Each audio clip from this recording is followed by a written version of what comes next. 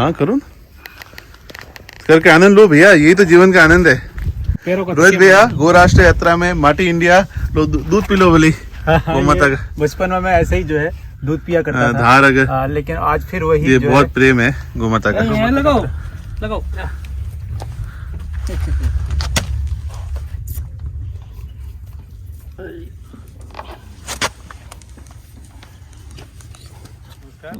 रेगिस्तान में गिर, ये थोड़ा सुनकर अजीब लग रहा होगा, लेकिन भादरिया गौशाला के परिसर में ये काम भी संभव है। और मेरे पीछे आप जो देख रहे होंगे हिस्सा, वहाँ आपको सारा गिर गोधन मिलेगा। और हमारे साथ राम जी हैं और भरत राजपुरोहित जी भी हैं। वो इस गिर गौवंश पर बताएंगे कि यहाँ पर गिर गौवंश कब आया, किस वक्त के करीब आया, और महाराज जी की सोच गिर को लेकर क्या रही या गौवंश को लेकर क्या रही।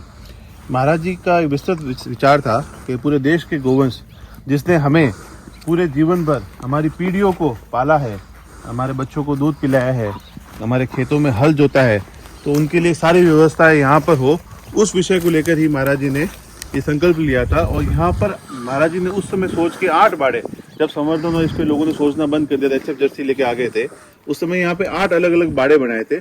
आप लाइन से देखे होंगे आपने, इस तरह से जैसे यहाँ पे इन बाड़ों में बड़ा चारा के गोदाम था, आदमी के रहने की जगह थी, उसके अंदर पूरी दीवार करके और पशुधन के खड़े रहने की जगह थी।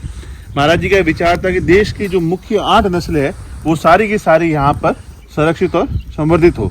तो उस विचार को लेके सबसे पहले यहाँ पर ये गिर गोधन को लेके आए थे और उस संरक्षण संवर्धन को स्टार्ट किया था। महाराज जी तो इस दुनिया में रहे नहीं, तो उस विचार के लिए संस्था अभी भी प्रयासरत है, क्योंकि संरक्षण संवर्धन इतने 45,000 गोवंश के साथ में करना थोड़ा सा असंभव होता है, क्योंकि आर्थिक परेशानी और बाकी चीज़ें भी रहती है। फिर भी इस देवी माँ का आशीर्वाद है, महाराज जी का आशीर्वाद है, इन गोवंश के लिए कोई कमी नहीं है। अब आप देख सकते हैं ये यहाँ पर गिर गया है और ये डेजर्ट जोन है पूरा, जैसा आपने देखा होगा पूरा महाराज जी ने उसमें वृक्षारोपण किया था। अब ये नंदी जैसे सामने आ रहा है पूरा, मतलब पूरा ध्यान रखे। अब नंदी को भी देखो, नंदी कम से कम 4, 5, 6 हो गए अच्छे, तो उन पे भी पूरा खिलाने पिलाने पे ध्यान देते हैं। और पूरी गाय भी बहुत अच्छी, दूध में भी यहाँ पे आप देखोगे तो 6, 7 लीटर, क्योंकि गौशाला का सिस्टम है तो इसलिए इतना ज़्यादा धोन होता नहीं है कि बच्चों को ज़्यादा पिलाते हैं, पर दूध भी अच्छा होता है। और ये भैया पूरा गिर गाय के लिए महाराज जी की सोच से एक संकल्प ये था, और दूसरा थारपाका के संवर्धन का भी। उस समय 96-97 में जब थारपाका को भूल चुके थे लोग यहाँ पे, मतलब संवर्धन के लिए थार एचएफ जर्सी क्रॉस लेके आ गए थे, उस समय महाराज जी ने इस गिर गाय पे ध्यान दिया। तो यहाँ पर अभी गौशाला में इस वाले हिस्से में गौशाला गिर में अभी यहाँ पर कितना गौधन हमें नजर आता है? यहाँ पे 70-80 के लगभग अभी गाय है, और अलग अलग परिवारों को जिम्मे देके इन कामों को अलग अलग बांट के, ताकि वो ध्यान दे सके उसके ऊपर। इस सिस्टम से यहाँ पे काम किया जा रहा है। ये गिर गाय है। अब प्योरिटी में और चीज़ों में कि उस जगह से क्लाइमेट से चेंज हुई है, पर आप पीछे देखोगे ना जी। तो वो काफ़ी प्योर है। आगे भी गाय है जो काफ़ी प्योर है, दूध में भी अच्छी है, तो कुछ प्योर है। पर संवर्धन पे और अच्छा प्रयास होगा धीरे धीरे। इस संस्था में जल्द ही ऐसे ट्रेनिंग प्रोग्राम प्रारंभ किए जाएंगे जिनमें गोपालक समझ सके, और संवर्धन पे भी और विस्तृत प्रयास होगा और कोशिश करेंगे अच्छा काम। राम जी, इस बारे में आप कुछ और ज़्यादा प्रकाश डालेंगे कि गिर पर यहाँ पर कैसे काम हो रहा, कैसे और देख रेख होती है? हाँ देखिए, वैसे पूरे भारत में कहा जाए तो अलग अलग हिस्से के हिसाब से भगवान ने अलग अलग गोमाता निर्धारित की हुई है। जैसे देखा जाए तो गिर एक्चुअली गुजरात की, लेकिन महाराज जी का जैसे भरत जी बता रहे थे कि उनका था कि कोई भी आए तो देख पाए अलग अलग नस्लों को एक साथ, तो उन्होंने कोशिश की इस चीज़ को लेके और उसी पे काम कर रही संस्था भी काम कर रही है। अच्छा, तो अभी हम और इसके अलावा इस भादरिया गौशाला परिसर में और किन किन गायों पर हमारे पास काम हुआ है या हो रहा है? फिलहाल जैसे थारपाकर है, गिर है और जो लोकल नस्ल है यहाँ की, उस पर काम हो रहा है फिलहाल। अच्छा, तो चारे की व्यवस्था कैसे होती है इनके लिए? चारा जैसे 2-4 महीने तो बारिश का रहता है और उसके बाद फिर बाहर से मंगाया जाता है, क्योंकि यहाँ तो पूरा डेजर्ट जोन है, इसमें तो पानी की बहुत दिक्कत रहती है, पानी भी बहुत खराब भी आता है उस साइड में, तो फसलें भी होती नहीं ज़्यादातर, तो बाहर से मंगाया जाता है, जैसे जो ट्रक्स के माध्यम से आता है। तो आपने देखा ये रेगिस्तान में गिर को कई साल पहले सफलतापूर्वक इस जगह पर लाया गया और अभी भी यहाँ पर बहुत अच्छी गिर नस्ल की गायें दिख जाती हैं। आज तो फिर भी सूचना क्रांति इतने चरम पर है, इतने यूट्यूब माध्यम है, इतने टेलीविज़न हैं, अखबार हैं, इन सब के ज़रिए कई प्रकार की नस्लों के बारे में हम लोग जानते हैं। लेकिन उस वक्त पर गिर के बारे में या किसी भी गौ की प्रजाति के बारे में इतनी ज़्यादा जानकारियाँ नहीं थी। स्थानीय नस्लों पर इतनी ज़्यादा जानकारियाँ लोगों तक नहीं पहुँची थी, बस वही लोग जानते थे जो उस क्षेत्र में काम कर रहे हैं। लेकिन महाराज जी की ये भादरिया महाराज जी की ये दूरदर्शी सोच थी कि आने वाला वक्त में गोधन को संरक्षित किया जाए। महाराज जी तो इस दुनिया में रहे नहीं, तो उस विचार के लिए संस्था अभी भी प्रयासरत है, क्योंकि संरक्षण संवर्धन इतने 45,000 गोवंश के साथ में करना थोड़ा सा असंभव होता है, क्योंकि आर्थिक परेशानी और बाकी चीजें भी रहती है। फिर भी इस देवी माँ का आशीर्वाद है, महाराज जी का आशीर्वाद है, इन गोवंश के लिए कोई कमी नहीं है।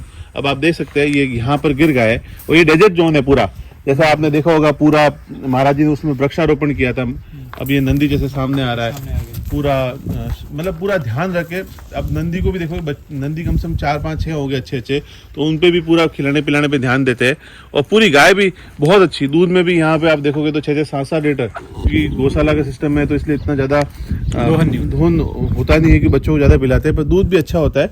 और ये भैया पूरा गिर गाय के लिए महाराज जी की सोच से एक संकल्प ये था, और दूसरा थारपाका के संवर्धन का भी। उस समय 96-97 में जब थारपाका को भूल चुके थे लोग यहाँ पे, मतलब संवर्धन के लिए थार गाय जर्सी क्रॉस लेके आ गए थे, उस समय महाराज जी ने इस गिर गाय पे ध्यान दिया। तो यहाँ पर अभी गौशाला में इस वाले हिस्से में गौशाला गिर में कि अभी यहाँ पर कितना गोधन हमें नजर आता है?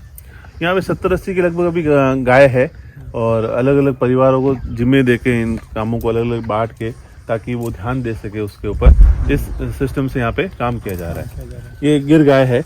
अब प्योरिटी में और चीजों में कि उस जगह से क्लाइमेट से चेंज हुई है, पर आप पीछे देखोगे ना जी। तो वो काफी प्योर है। आगे भी गाय है जो काफी प्योर है, दूध में भी अच्छी है, तो कुछ प्योर है। पर संवर्धन पे और अच्छा प्रयास होगा धीरे धीरे।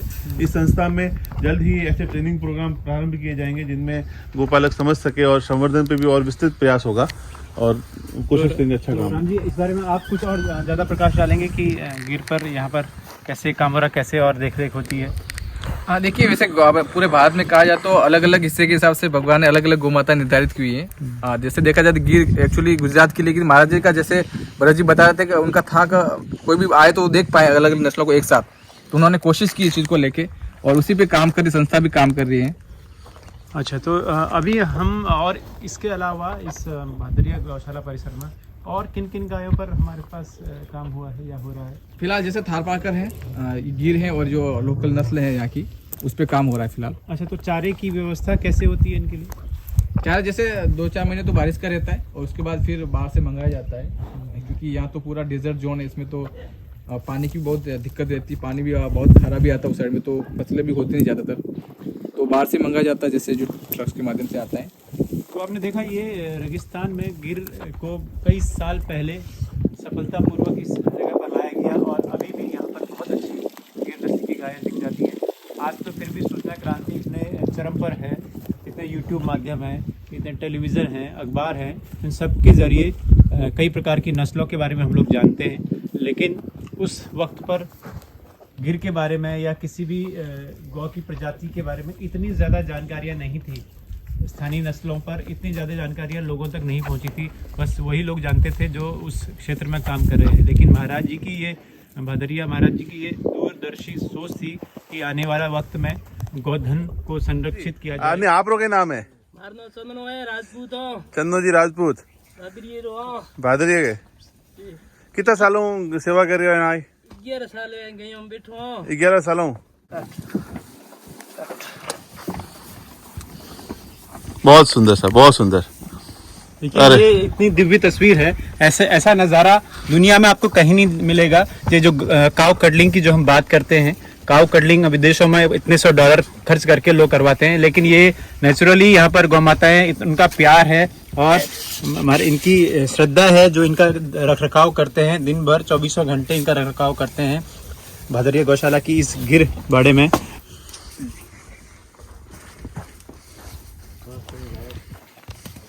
यही है सच्ची गौ भक्ति।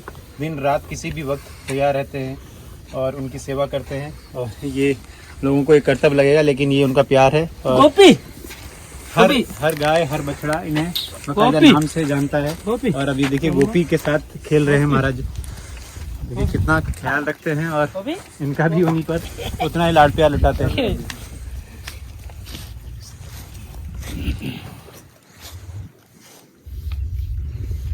इसका नाम क्या है?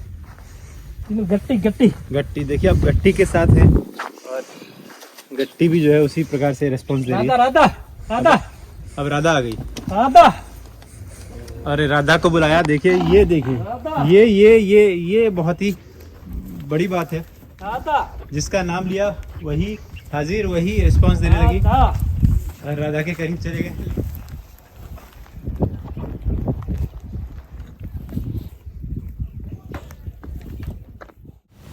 इस नंदी की उम्र करीब 14 से 15 साल है, जिसका संवर्धन में इस्तेमाल किया जाता है। मैं कर सकूं? हाँ करो ना। हाँ। पैरों का रोहित भैया, गो राष्ट्र यात्रा में माटी इंडिया लो, दूध पी लो बोली गौ माता का। बचपन में मैं ऐसे ही जो है दूध पिया करता था। धार अगर लेकिन आज फिर वही ये जो बहुत है, प्रेम है गौ माता का। यहाँ लगाओ लगाओ।